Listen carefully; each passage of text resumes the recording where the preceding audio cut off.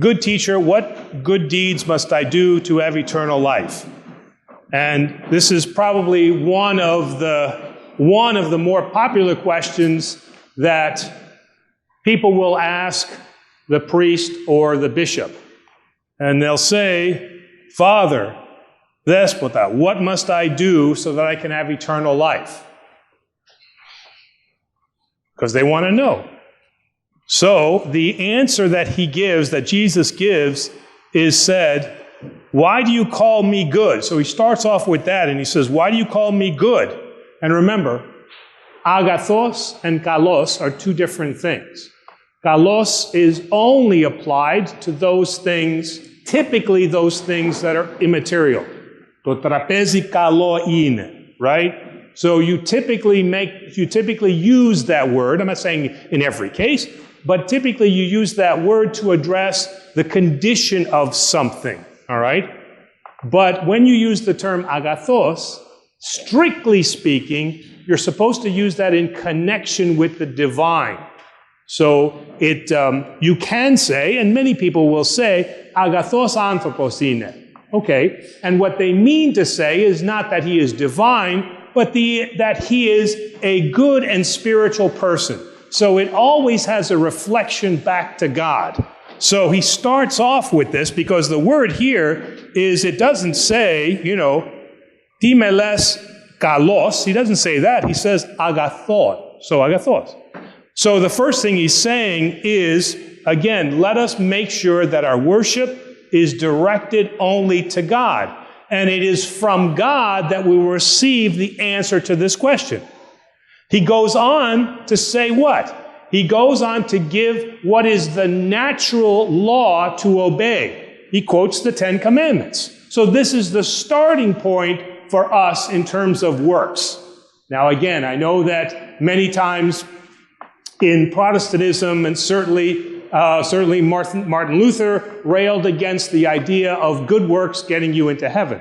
But this is not what we're talking about here. So the young man is talking about, what are the good deeds? What is the works I must do? All right? And so here, he's telling him, there are no works that you can do. The works that you will do are those that reflect the goodness of God. So he starts with the Ten Commandments.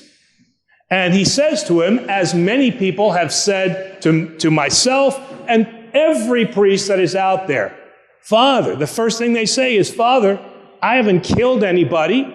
I honor my mother and father. I don't steal.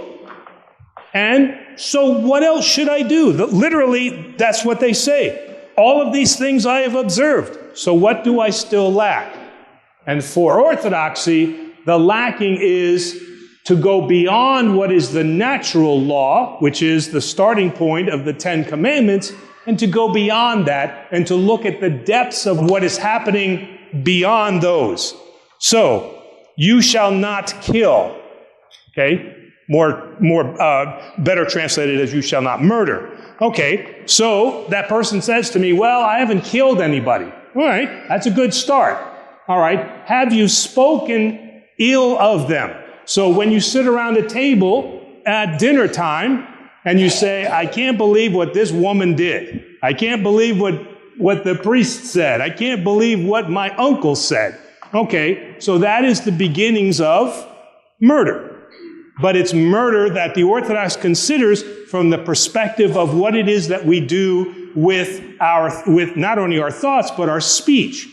When we speak ill of somebody, when we speak to them in a profane way, we say things like, I can't believe that you are so stupid as to have done that. I can't believe that you're such a numbskull that you want to do that.